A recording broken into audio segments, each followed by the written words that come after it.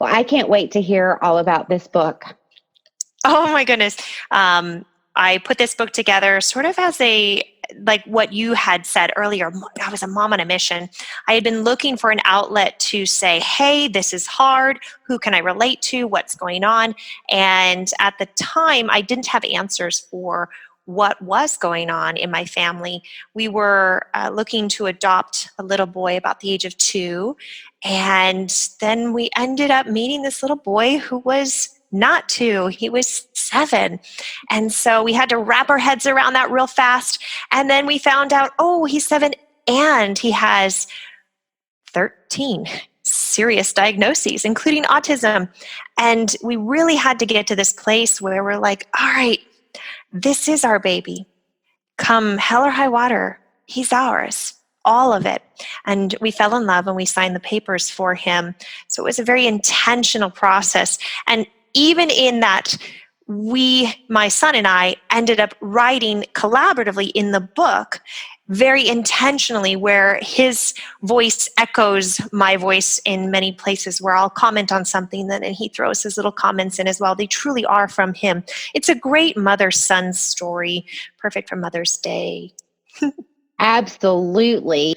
So how long did it take you guys to co-write this book together? It came together in about 6 months. And every single time a chapter was written, we would sit down and read it together and just really confirm, is that what you believe? Is that what really happened?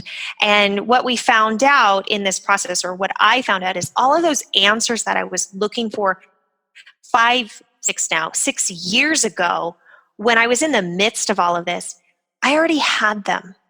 I just didn't know because I was so focused on what was right in front of my face and how stressed I was or tired I was. And like all new moms, they're confused and crazy and tired. But I had it all. I knew what I needed to do. And so the perspective came from me as well 5 years later, and his perspective as well. And he really reflect on the craziness and the intensity of falling in love so hard and so fast. And I'm sure that there was a lot of emotional moments as well. Can you talk about some of the emotional aspects? You know, one thing that was tough, and I don't know if it was just because my son is still young, but revealing those inner difficult, crazy thoughts that a mom has, maybe processing the emotions of experiencing, receiving a diagnosis for him on top of the other 15 diagnoses, just all of that piling on, and how that can break a mom down. And I don't think my son really understood what it was like to be faced with very hard information and still say yes, and what that means for me to sacrifice as a person and as a mom, because that comes with me giving up so much. And I had not really talked to him about that. That didn't feel right to say, hey, by the way, in order for me to adopt you, I'm not going to have a job anymore. That's crossing 1,000 lines. He's starting to understand now. But that to me, I think, was a really tough thing for us to experience or re-experience. Yeah, honey, that's what it was like. I don't think any kid wants to hear that. It's heartbreaking, but it is true. Mm-hmm. Now, realizing the differences with all of the special needs and diagnosis that were coming into play, let's talk about that for just a moment, and like the acceptance component of realizing those differences and how different your lives are. Oh my goodness.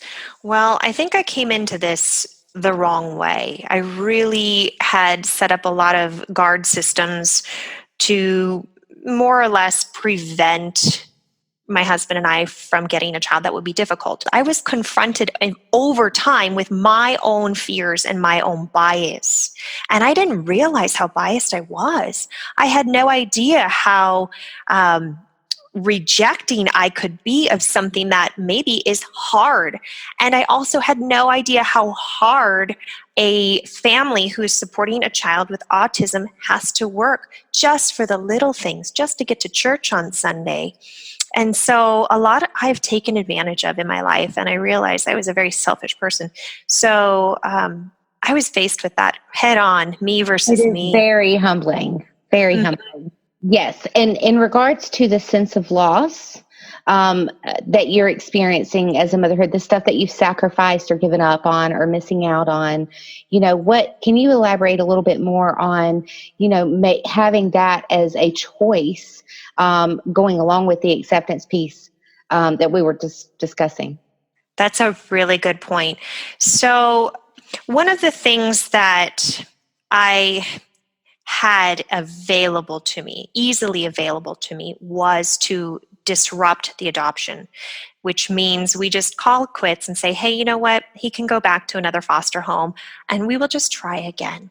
So this is after we've discovered everything. We've fallen in love with him and all of the baggage, and yet we were given an out. And this to me, it seems unfair, but this to me is something other people would take an out. They would say, hey, you know what? This just got really hard and I can just sign this form and in 5 days, poof, he's gone. All the problems disappear, all the anger. And I do see this on actual support groups that I'm in right now. I see people saying, whew, thank God, got rid of that one. And I think, that's not, I don't think I have what it takes to do that. And so I chose to not back down. And one of the great equalizers in that really unfair situation was if he was mine, I birthed him, there would be no backing out. So why in this situation did I think, it's optional? So I just couldn't wrap my head around that. That is very true. It exists. It is an option. But I couldn't do that. And I don't know if that comes out in some kind of primal mothering urge or if that was part of my just faith that there's more to this child. And what I only saw in 6 months is nothing compared to what's happened in the next 6 years. He is remarkable. He is surprising and funny and all of these things. In fact, they told us he'd never speak a full sentence. And now he's writing competitive poetry. He's almost 12 and he's doing high school curriculum.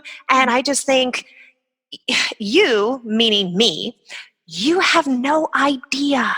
Don't commit to this easy button reject. Don't do that, because you have no idea what's possible, and unthinkable things are possible. Absolutely. So I hope that encourages other people. Just hang on. There's more to the story. Now, homeschooling has been a very big part of your journey as well, hasn't it? Yes. We have been homeschooling for cumulatively 5 years, and we've tried to go back and forth with schools, but with the social cognitive deficits that come with my son's autism, it has been very hard for him to manage himself in a group situation where unfortunately they can accommodate just a little but not enough. Like, we can't lower the lights for one child compared to the entire classroom. So we've got sensory issues and then social rules where maybe jokes don't quite connect with peers and relationships are a little awkward. It's very hard, and he's been in situations that were unfavorable. So homeschooling has been the best thing. The homeschool friends we have are amazing. They're funny, they're accepting, they're welcoming, and we're able to be flexible. Like, for something that's difficult, he can take 2 weeks to finish it. He doesn't have to finish it by the end of the day today. Right. And so without all those pressures, the lights can be however he wants. Without all those pressures, he's very successful. And that's what we would expect as adults, who put us in a very uncomfortable situation where we have to wear itchy clothes and the lights are too loud. We're not going to produce. But when put in a really comfortable Zen office space where you're your own boss and all these things, we flourish. Absolutely. So it's the same thing. Our definition of normal and what normal actually is very quite different in our lives and our journeys. Right. Every day it's different. Hmm. Is there anything else that you would like to touch on today?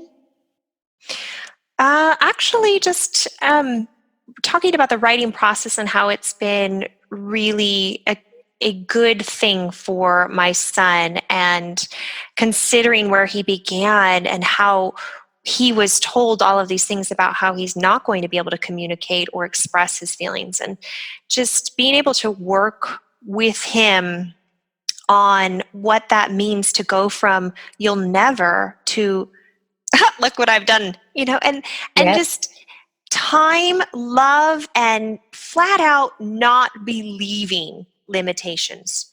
Just Hmm. not believing. I'd said it once to someone, where believing and hanging on to those medical diagnoses without having faith for something bigger and believing that there's something impossible that is possible is like getting your diagnoses from the nurse before you've even spoken to the doctor, Right. or to be just really frank, to trust only what humans can see and understand without even considering our creator and what he's able to do. And so without that open-mindedness, I don't know that I could have done this with my son, and I don't know that he would have even believed he could have done and become who he is now. So I really want to put that out there, just watching that transition happen, to be a testimony that faith beyond what you're in right now is really helpful and rewarding and worth looking into. And if he meets our needs, he's absolutely going to meet their needs. And that includes that fulfillment and purpose and longing and, all of that stuff that goes along with that. Right. Absolutely. Well, Janelle, thank you so much for being here today. How can people find you if they get online and start looking? I am at adoptiontolife.com. That's TO. It's a play on words. Is it a life sentence or is it hopeful? And I'm on Instagram and all the other Twitters, etc. at Adoption to Life. And I look forward to meeting everyone. I hope that you send a comment and say hi and tell me what you thought about the podcast. Go check out our book on Amazon, Unadoptable: Faith Beyond Foster Care.